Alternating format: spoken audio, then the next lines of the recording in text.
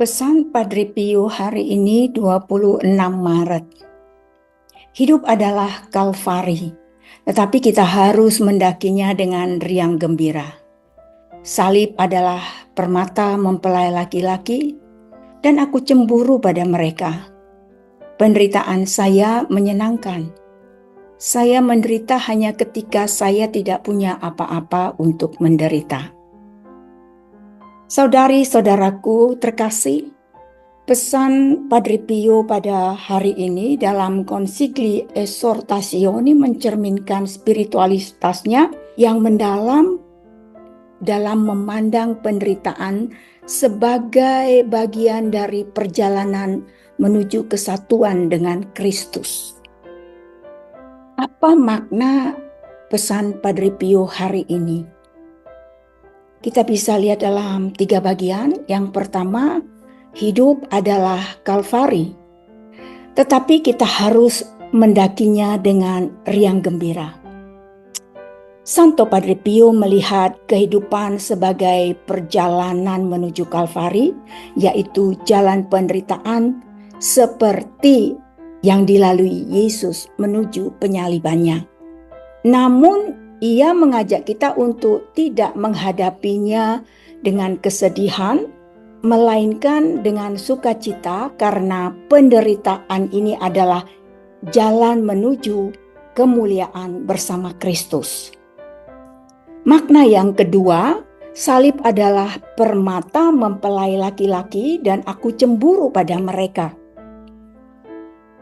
Mempelai laki-laki mengacu pada Kristus, yang dalam kitab suci sering digambarkan sebagai mempelai gereja, ya, di dalam Efesus 5 ayat 25-27. Salib dianggap sebagai permata karena memiliki nilai spiritual yang mendalam. Melalui salib, Kristus menebus dunia. Padre Pio bahkan merasa tanda petik cemburu terhadap mereka yang diberi kesempatan untuk menderita demi Kristus. Karena baginya penderitaan itu adalah bentuk kasih yang mendalam kepada Tuhan. Makna yang ketiga, penderitaan saya menyenangkan. Saya menderita hanya ketika saya tidak punya apa-apa untuk menderita. Ini menunjukkan bagaimana Santo Padre Pio tidak hanya menerima penderitaan, tetapi juga menemukannya sebagai sumber kebahagiaan, karena ini adalah cara untuk berpartisipasi dalam penderitaan Kristus. Padre Pio merasa menderita bukan karena penderitaan itu sendiri, tetapi ketika ia merasa tidak memiliki sesuatu yang bisa dipersembahkan kepada Tuhan dalam penderitaannya. Mari kita lihat kaitannya dengan kitab suci. Pesan ini memiliki banyak keselarasan dengan ajaran Yesus dan kitab suci. Mari kita lihat dalam Matius 16 ayat 24.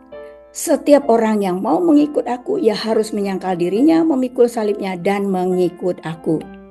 Penderitaan adalah bagian dari mengikuti Kristus, bukan sesuatu yang harus dihindari, melainkan diterima dengan penuh iman.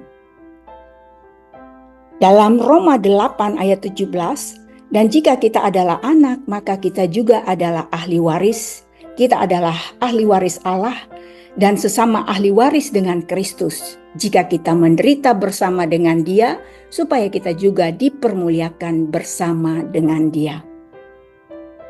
Penderitaan yang dialami dengan iman membawa kita pada kemuliaan bersama Kristus. Di dalam Filipi 3 ayat 10, yang ku kehendaki ialah mengenal Dia dan kuasa kebangkitannya, dan persekutuan dalam penderitaannya, di mana aku menjadi serupa dengan Dia dalam kematiannya.